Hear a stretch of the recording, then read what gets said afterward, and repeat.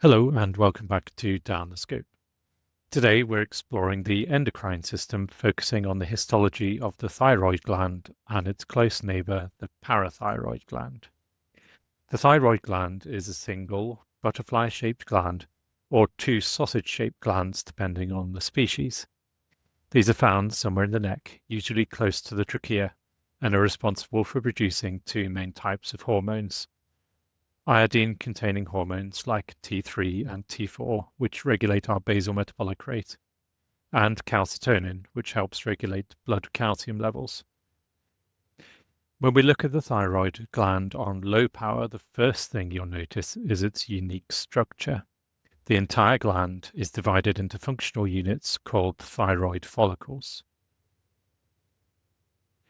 Each follicle is a spheroidal structure made up of a single layer of cuboidal epithelial cells.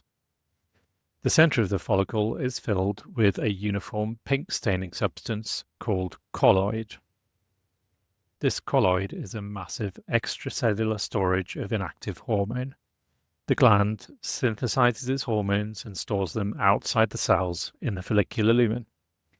This is unique among endocrine glands, which usually just store small amounts of their hormone inside their cells. Like all endocrine glands, the thyroid has a very rich blood supply, which is essential for releasing its hormones into the circulation. In some sections, it can be difficult to see the blood vessels, but in this particular one, you can see that the interstitium is filled with tiny little capillaries.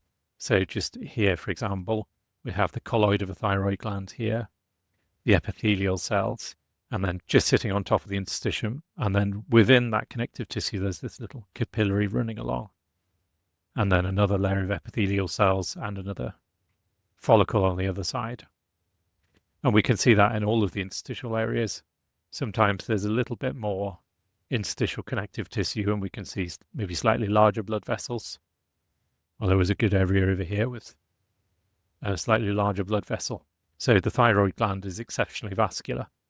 Now, one key feature to look out for in the thyroid is the difference between active and inactive follicles. First off, it's worth going through exactly how thyroid hormones are made. The follicular cells will concentrate iodide ions and a protein called thyroglobulin in the colloid. This protein-rich soup is what gives the colloid its wonderful pink staining properties. When the follicular epithelium is stimulated by thyroid-stimulating hormone from the pituitary, the microvilli on the apical surface of the cells elongate, scoop up a bit of colloid, and bring it into the cell in a vesicle. These intracellular colloid droplets fuse with lysosomal bodies in the cytoplasm that contain enzymes which will cleave the thyroglobulin into active T4 and T3, which are then released into the circulation. So an inactive follicle is made up of its colloid, and the epithelial cells are just sitting there waiting for thyroid-stimulating hormone to activate them. Typically, inactive follicles will have epithelial cells that are quite flat or squamous to low cuboidal. The follicle is full of this dense stored colloid. These are some pretty good examples, and you can see that the interface between the colloid and the epithelium is quite flat, and sometimes it even comes up and directly contacts them. Now let's have a little look at an active follicle. In these follicles, the cells are a little bit taller, but that can be quite a subjective assessment. What really gives away an active follicle is this scalloped edge to the colloid. This isn't an artifact, but this is where the active epithelial cells are scooping up the colloid from the lumen, pulling it back into the cell to be processed, and then release the active hormone into the nearby capillaries. We can see another good example here.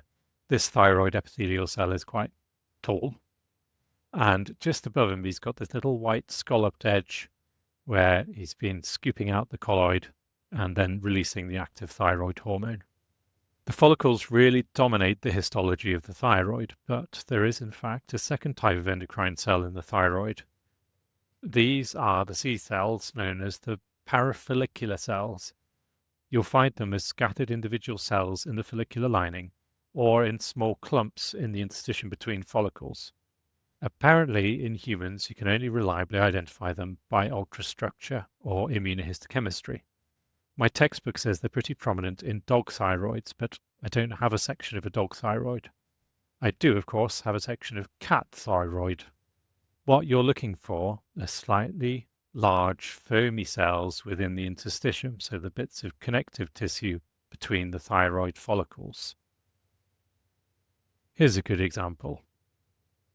You can trace the basement membrane of these thyroid follicles round here, and then there's the capillary in the interstitium here, so this is thyroid epithelium just there. And then in that interstitium you have these two slightly larger, more foamy looking cells. These are the C cells. They secrete a hormone called calcitonin, which lowers blood calcium levels, primarily by suppressing bone resorption by osteoclasts. It's the antagonist to parathyroid hormone. Speaking of parathyroid hormone, let's have a look at the parathyroid glands. These are small, oval endocrine glands that are closely associated with the thyroid, often found embedded under its capsule. In this example, you can see a discrete parathyroid gland here, but also some embedded parathyroid tissue within the thyroid gland itself. When we zoom in, we can, in theory, see two main cell types. There are chief or principal cells, which are the most numerous. They're small, with round central nuclei and pale, slightly vacuolated cytoplasm.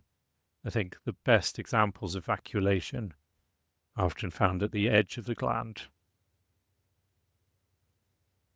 You see how it's slightly foamy over here in the cytoplasm of these cells. These are the cells that synthesize and secrete parathyroid hormone, which raises blood calcium by acting on bone, the kidneys, and intestines. There should also be oxyphil cells, which are much larger, have copious bright pink eosinophilic cytoplasm, and tend to occur in nodules. This pink staining is because they are absolutely packed with mitochondria. Interestingly, they have no known function, and they tend to appear around puberty, then increase in number as we age. I tried very hard to find some examples in this slide. Apparently cats do have them, but they are quite rare. Here are a couple of the best candidates.